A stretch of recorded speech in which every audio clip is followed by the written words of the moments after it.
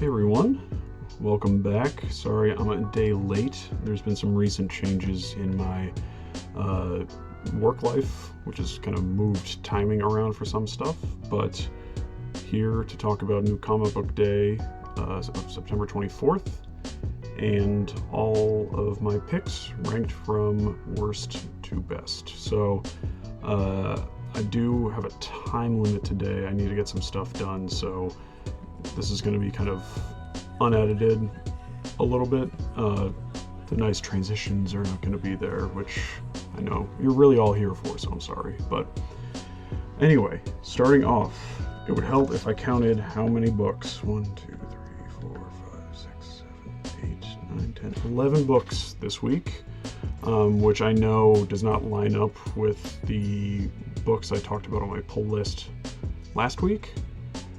But I basically, when I'm in the store, I see more stuff, and I'm like, oh, I'll just pick that up and try it. So, one thing that was on my pull list, I wasn't the biggest fan of issue 1, but did get All New Spider-Gwen Ghost Spider number 2, written by Stephanie Phillips, with the artist Paolo Villanelli. Oh boy, Villanelli. It's Spanish. I don't know the double. I'm not sure I've ever seen double L's twice in one name. Any Spanish-speaking folks that are listening, please let me know. So yeah, the first issue I thought was okay. Wasn't super in love with it. And the second issue, I think I'm gonna drop the series. I didn't find any of it really engaging. I thought the art was pretty good. And I like Stephanie Phillips a lot, just from like listening to her speak about the process of creating comics and all the behind the scenes stuff, like on her TikTok. She seems like an awesome person, but yeah, the book just isn't working for me. I don't really care about Fabian or her dad or anything, and the mystery hasn't hooked me, so yeah, that comes in last place, number 11 for me this week. Number 10, Ultimate Spider-Man number 21. 24 is the last issue before there's probably a new creative team coming onto the book, so it won't be Hickman anymore. But yeah, it's the previous issue got a lot of flack for being kind of that dinner table issue for the second time in the series, where they kind of just all sat around and talked, which I kind of gave grace to. I actually kind of liked, but yeah, this issue, like, it's totally fine. But it seems so close to the end. It seems like a super weird time to have an entire issue focus on building up Mr. Negative, especially in just not necessarily the most interesting way. I mean, the ending, spoilers, like the cliffhanger is good, where basically Gwen and the Council of Mysterios blow up after Wesley's betrayal, after Mr. Negative got to him, but I don't know, just wasn't very exciting. And for me, exciting doesn't equate to action every single time, but even just the plot was not super engaging, so I guess rating for it, for All New Spider-Gwen, I'd give that like a 2 out of 5. Ultimate Spider-Man 21, give like a 2.75. I'm gonna get into quarter points, I guess. Number 9, Twilight Zone Blanks. I've seen bits and pieces of Twilight Zone episodes, and I love the premise of them. How it's an anthology about just kind of the weird parts on the outskirts and edges of society and possibilities and the supernatural. Premise of this book is this very rich man basically has funneled millions and millions of dollars into finding a cure for aging because he has stomach cancer and has less than a year left to live. So on this remote island, he has this research team basically treating a bunch of folks, and they finally perfect the formula for eternal life, and he forces the doctors to administer it to him before proper testing. So they do it. He wakes up. He looks like 20 years younger. It's like it worked. But then every single person around him has turned into a blank. So the cure worked for him, but when it left his body through the air, basically it mutated and created an island full of these blank-faced people. So, like, I thought the premise was interesting.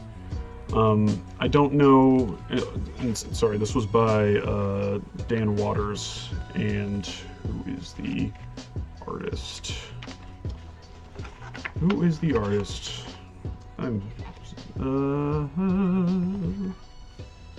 Well, you know, there it is, Morgan Bean. So, yeah, it's for these kind of anthology stories where you basically get an issue and then you're done. I feel like these need to be kind of larger issues than the standard length like these are.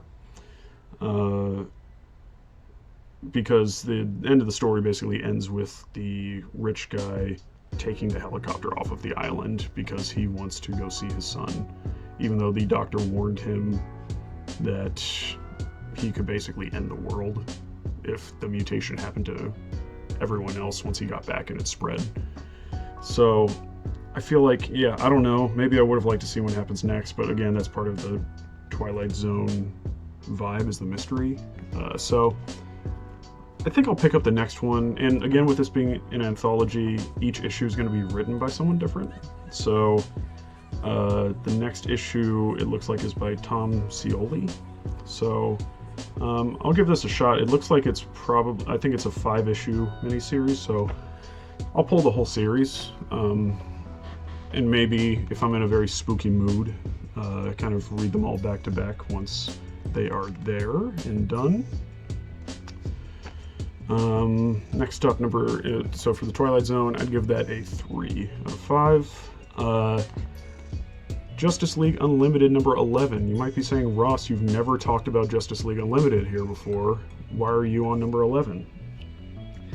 The answer is I'm not caught up on Justice League, but this was a prelude to DCKO book. So I'm very excited for DCKO.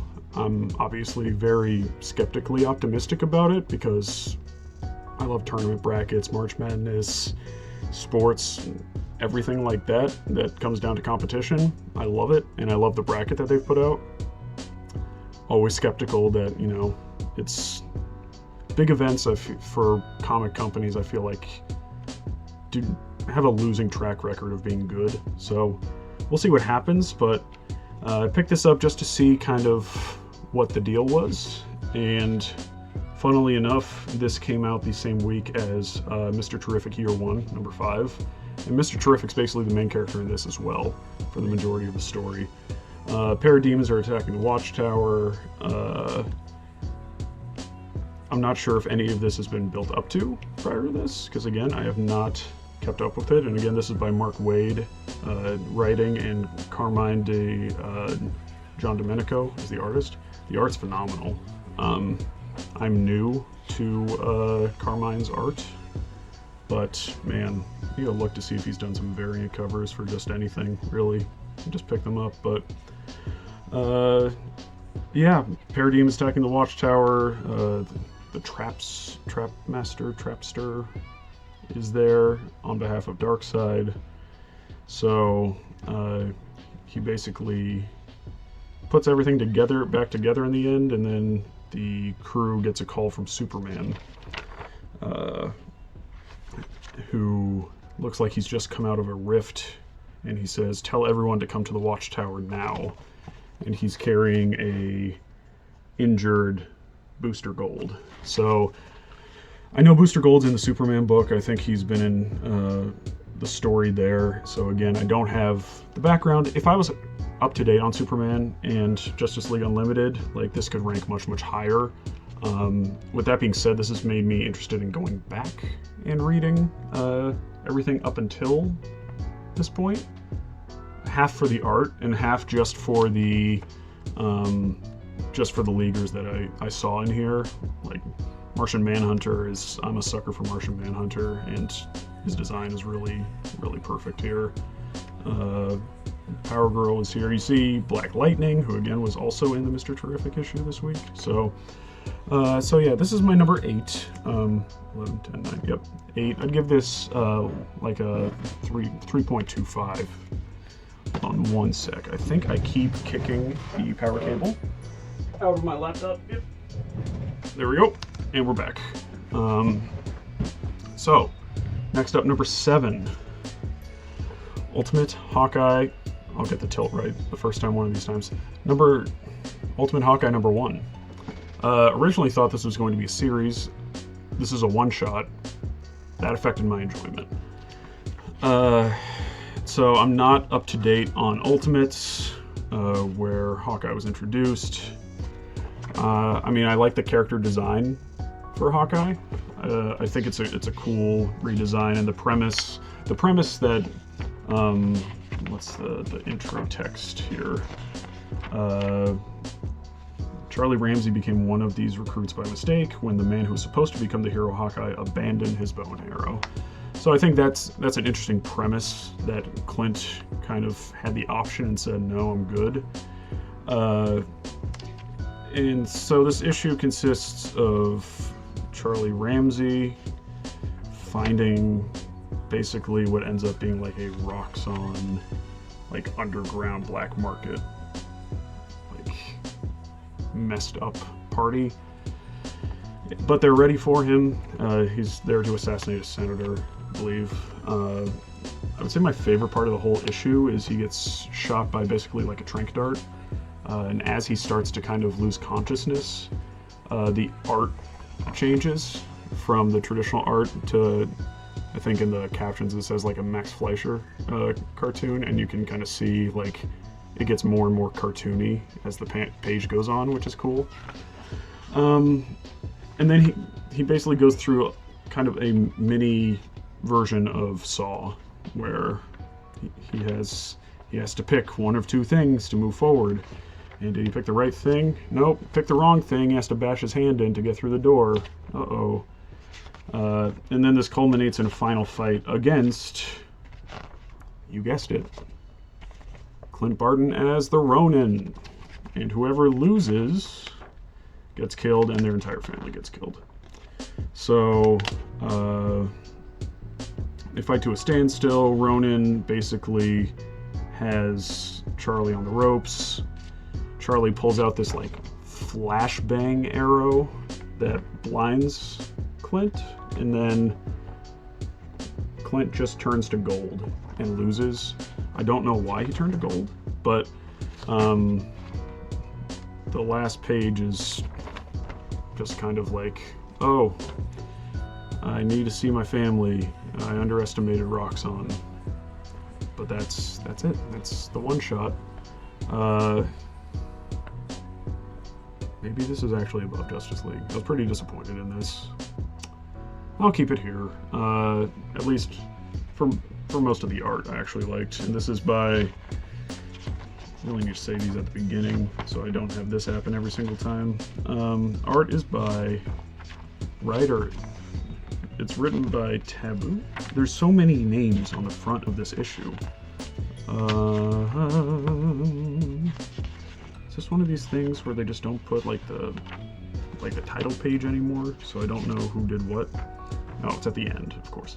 So for there's a prologue section with Ulysses Claw that was written by Dennis Camp, who I love, with art by Juan Frigieri, color Federico Blee, and then the main story is written by B. Earl and Taboo, artist Michael Stamaria, and color Alex Sinclair. I'd give this like a 3.25, I guess. I'd give it the same ranking as Justice League Unlimited. And kind of a surprise for me personally, 11, 10, 9, 8, 7. My memory is horrific. Oh my god, what did I just say? 11, 10, 9, 8, 7. Number 6. Oh my Absolute Wonder Woman number 12.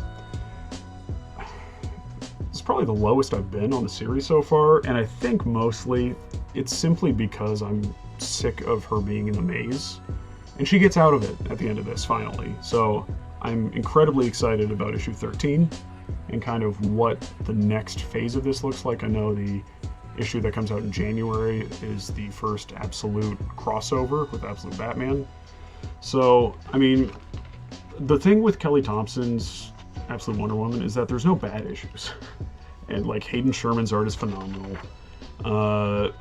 In this issue we see Diana fight Clea, who's revealed to be an Atlantean, which kind of makes sense with the Poseidon Trident at the end of the last issue, but she's been trapped in the maze just like everyone else, and has just basically taken control. Like, she's eats her man-fish people for sustenance because there's no other way to get food down there. So basically Diana busts a big hole in the maze to let water come in and frees Clea and her fish people back out into the sea, because they're really just kind of raging against the people in the maze because they couldn't get out, and Clea's kind of a jerk. So Diana's like, hope I don't regret that. But I loved this page of Diana escaping and just like flying out. It's so cool. She makes her way back to the base. Io, who was about to step through the portal to go back to Wonder Woman's base to meet up with everyone else, got teleported away at the last second, and she ends up back in Themyscira. And Hippolyta finds her, aka Diana's biological mother. And Io tells her, I've seen Diana, she's alive. And so Hippolyta celebrates, tell the city, Diana lives. And so now we will get to see that dynamic, where Diana actually interacting with the rest of the Amazons, basically. So that will be interesting. There was a backup story as well. Not a backup story, I guess. Yeah, it is a backup story. Whatever. Where we see basically discussion about the maze and the entire lower level has been lost to us. It seemed like this was kind of just a big experiment on behalf of this organization in Area 41. And you get this double page splash of the doctor, researcher walking through all these experiments. And then the big bombshell is dropped. It looks like you're finally going outside after all, Zatanna. So we're introduced to Absolute Zatanna, who has been a prisoner. And the research lady says, I'm going to send you to kill a witch. So again, I think this arc, this was a 5-part arc. I think this will read really well in trade, but month to month, I found myself just kind of tiring. It didn't seem like there was a ton of progress from issue to issue during this specific arc. So again, not bad. I would give this like a 3-5, with the caveat that I'm incredibly excited for next month's issue. So that was number, say it with me, folks, 6. Top 5. Number 5 was one I was not originally going to pick up, but then the hype got me, which is Skinbreaker number 1 by Robert Kirkman and David Finch. I have recently finished reading all of The Walking Dead, which turned into one of my favorite stories of all time, so I'm like, just pick up the number 1. It's an 8-issue series. It's not ongoing. It's not going to go on forever. And just check it out. So I did. One of the main reasons I wasn't going to check it out at first is just because I wasn't super into the aesthetic. Like, kind of like primal caveman, little sci-fi. I don't like the kind of primal caveman type of aesthetic. But the story is interesting. I feel like for an 8-issue series, more needed to happen in this first one. I will say I'm very conflicted on the art. So when I first opened to, so after the first page with like the credits and then the first just opening page, I stayed on this page for like a few minutes just to look at how detailed everything was. It was crazy. And you find out in the back with an interview with Kirkman that Finch is like drawing all these on like, so let's see, I wanted this. That mine, David Finch decided to draw this book on massive artboards. Each page is essentially a 2-page spread. So each 2-page spread is roughly 4 pages in size, and then it's shrunk down. So like, it's incredibly detailed because when he's drawing these, it's massive. So he's filling in the little details that will be seen on the massive page and then shrunk down. And I think it's beautiful. I really like the majority of it. My issue comes with the coloring. So, which David Finch also does. But it's a lot of like browns and yellows that kind of just fade into each other. This is a great double page splash though. That just kind of fade into each other. Like it's so much yellow and brown. So I like the art a lot. I'm not the biggest fan of the coloring. I don't necessarily love the character design in like this alien species. But I think while I wish more would have happened, there was enough of a hook to at least get me going to issue number 2. The premise is that this is basically like an old tribe where the father, the kind of elder statesman, and his son. The father is the elder of the tribe, and he's getting old. So any day anyone could challenge him to a fight, and whoever dies, if he would die, then the winner would become the new leader of the tribe.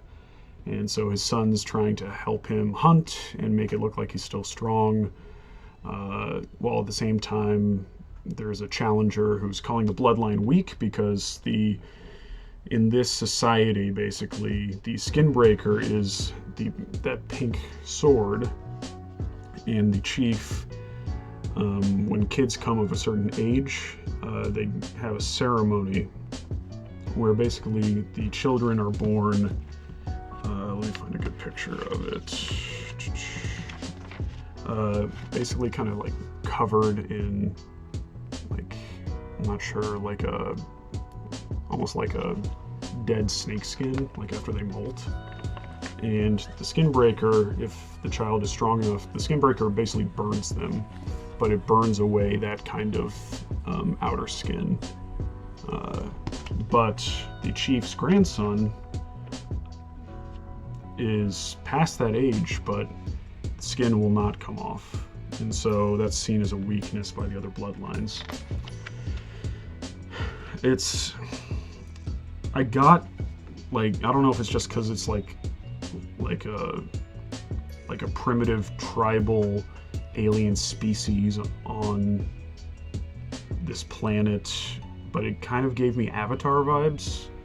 And I don't like Avatar, the Avatar movies, James Cameron's Avatar. I've never liked them at all. Visually, I've thought they've been interesting, but everything else I've not been a big fan of. So again, interested to see where this goes. Probably give this a 3.5 as well. Again, the art, I feel like David Finch, who doesn't do many interiors of books anymore, I feel like I would love to see him drawing something else. Like maybe more sci-fi or something, but yeah, this didn't hit me as much as I wanted it to. Ross's controversial pick of the week. I have not kept up with Wonder Woman. I read the Sovereign arc by Tom King, and I really liked it. And then I read that all on DC Infinite, and then once I got to the end of that arc, I just took a break, but I haven't gone back yet. I know the most recent story arc has been the Mouse Man and people don't like the Mouseman story arc. So I'm coming into this. Issue 25 is the introduction of the new villain, the Matriarch. So I'm coming into this a little blind, but I really liked a lot of this, and maybe a lot of that is Daniel Samper's art. Daniel Samper might be my favorite artist out there right now, and he's fighting with Dan Mora for that, but man, I love the way he draws Wonder Woman and just the way he draws people, really. You get the shock value of the opening page. 20 years from now, you see an old man's head about to be hung by what looks like the lasso of truth, and that is Bruce Wayne. But then you quickly get into all the Mouseman stuff where 3/4 of the characters only say Mouseman knows, mice have ears. And I totally understand. I don't know how many issues the Mouseman thing's been going on for, but man, I totally get that would get really annoying. So throughout the course of the book, you also see these vignettes of, assumedly around the same time as the Bruce Wayne page, you see other members of the Justice League basically dying. So you get Martian Manhunter there, and all of their final words are basically like, Wonder Woman is coming for you. So I think I'm very interested and intrigued by it. You see Ollie go down in that one, but the Mouseman stuff is incredibly annoying. I will give everyone in the world that, but like Samper's art, like almost makes it worth it. It's beautiful. It's so beautiful. So, and some people have been mad that the Matriarch kind of comes in at the very end of the book. It's billed as this like introduction of the Matriarch, but you only get her in the last couple pages. I want to get the variant cover. I think it's Dan Mora's variant cover with the Matriarch. But you see the Matriarch has both a Green Lantern ring and a Legionnaire ring. What does that mean? How did she get those? Time will tell. But I'm probably going to start picking up Wonder Woman. I'm going to read the back issues to get caught up. Samper's art is so strong that it almost makes me forget about all the Mouseman stuff. And I might not be saying that if I had been reading all of these issues involving the Mouseman up to this, but I didn't. So I'm excited. So I'd give Wonder Woman number 25, I'd give that a 4 of 5. Next up, this almost feels like it should be its own thing and not part of the ranking, but whatever. New History of the DC Universe. I read the first two on DC Infinite, and these are just really cool, it's a really cool just history of events that happen. This focuses, I think, mostly on the time frame of like the 80s to, what's the last thing that happens here? Barry coming back to life. So yeah, it kind of covers that time period, written by Mark Waid, drawn by Dan Jurgens and Doug Mahnke. And my favorite thing about these new History of the DC Universe is that in the back, it gives you all of the issues where everything happened. Like it tells you which issue each event happened in.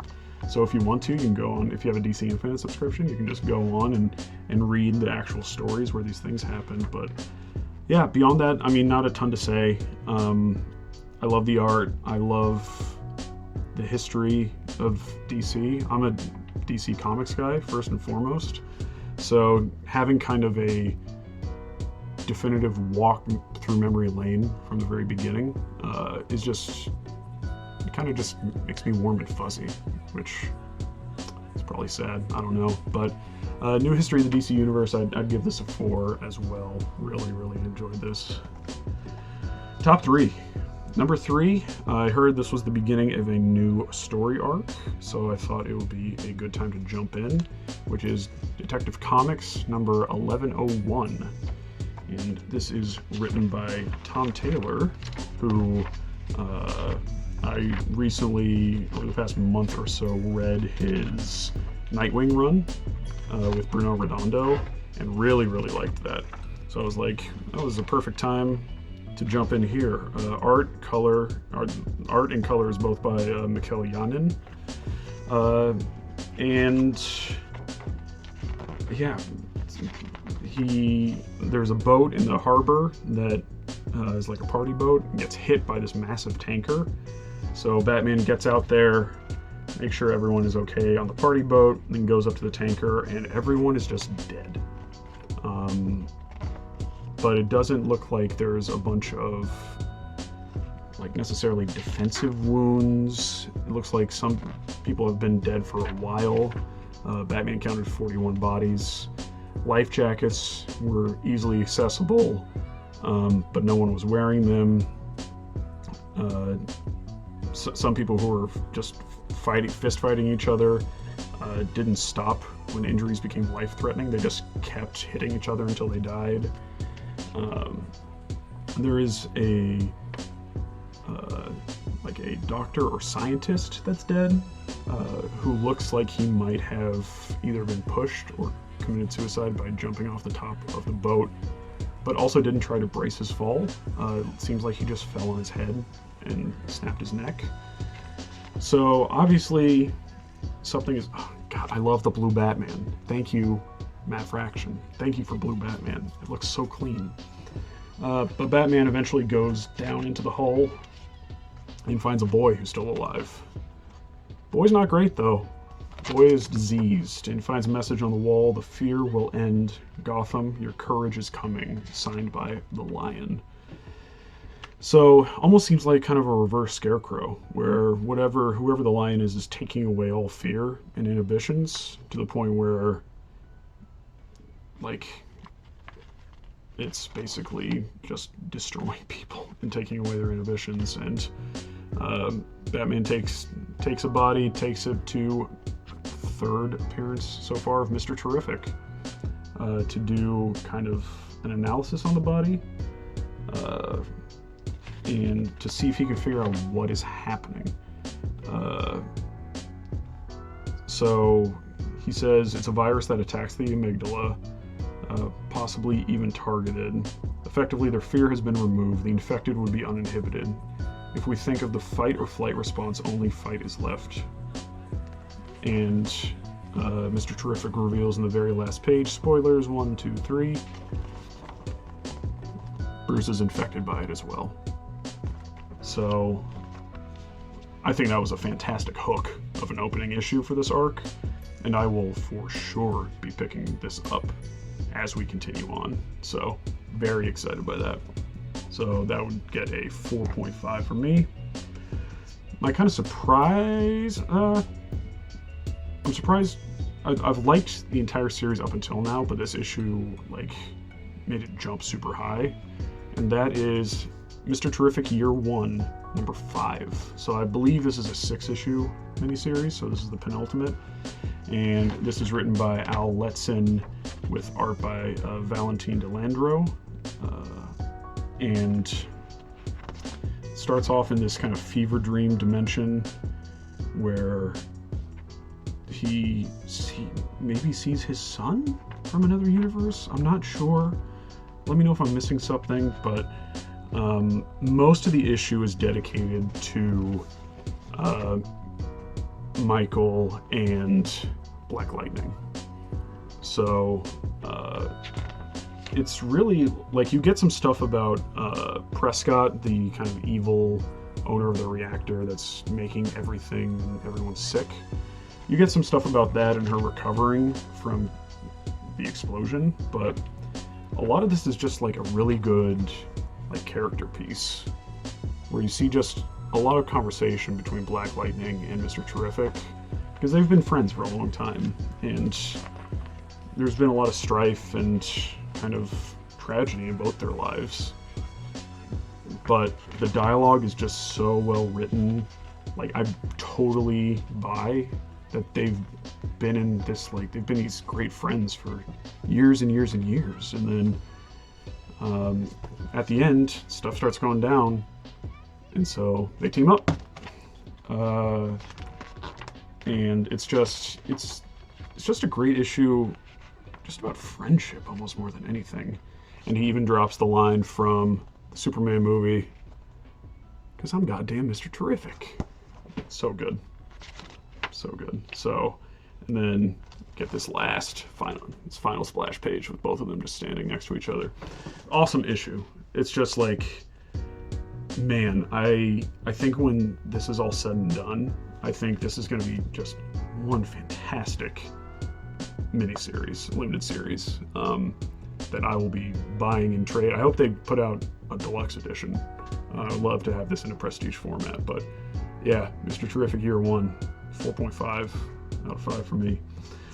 And then my number one pick of the week, I was actually a little behind. I had to catch up. There'd only been one issue released, but I didn't read it when it came out. I just read it a couple days ago. Was Escape number 1 from Image Comics, written by Rick Remender and drawn by Daniel Acuna.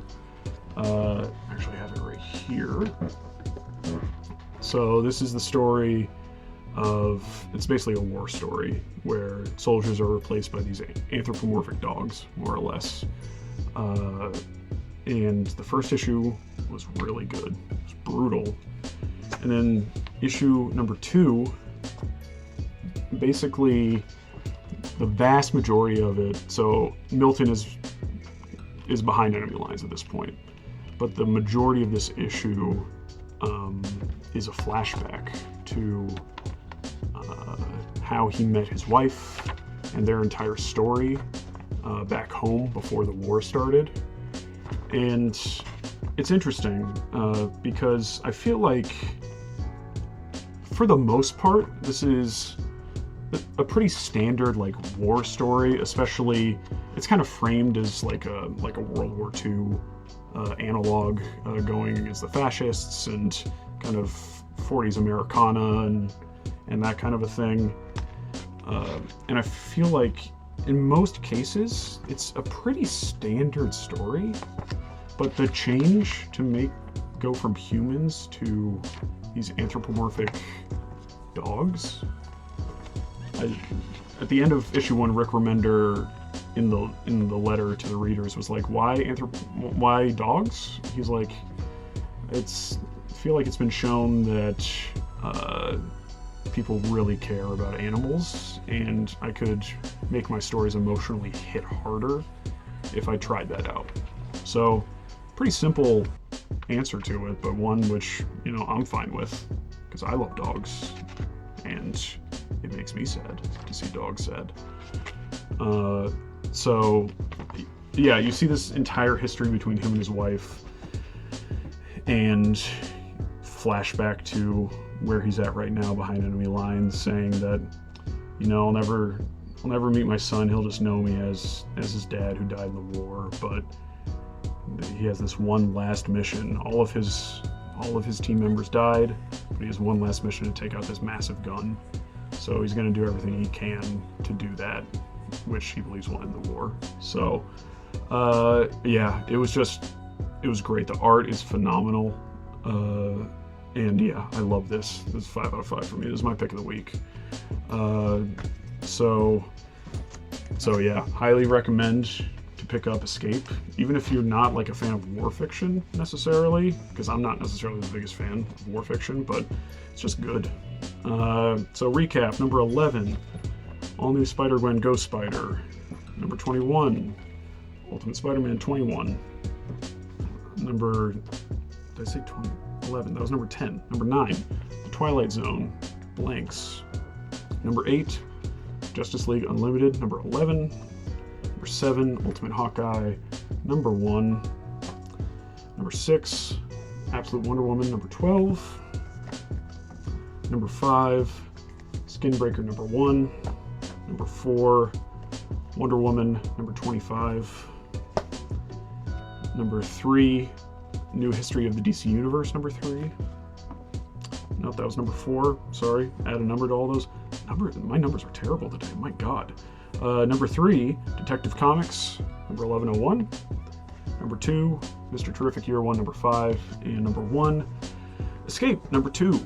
So yeah, thank you everyone. This really didn't end up being any shorter than my normal videos, but the amount of time it would take me to put in all the transitions would add to my IRL time. So thanks everyone for watching. I do still plan on continuing the image initiation series, and possibly just kind of reviews of other books as a whole. Like I just finished the compact comics version of Far Sector by N.K. Jemisin, and really liked that. So yeah, I feel like the only routine videos you can expect right now, while I'm still figuring some stuff out, will be these new comic book day videos that'll either hit late Wednesday night or more likely Thursday mornings. So, or Thursday afternoon now, I guess. So yeah, thank you for your patience. Thank you for watching. If there's anything you want to see me talk about, or if there's any recommendations you have for me, please leave them in the comments below. Appreciate a like, appreciate a subscribe, and yeah, I'll talk to you again real soon. Thanks everyone.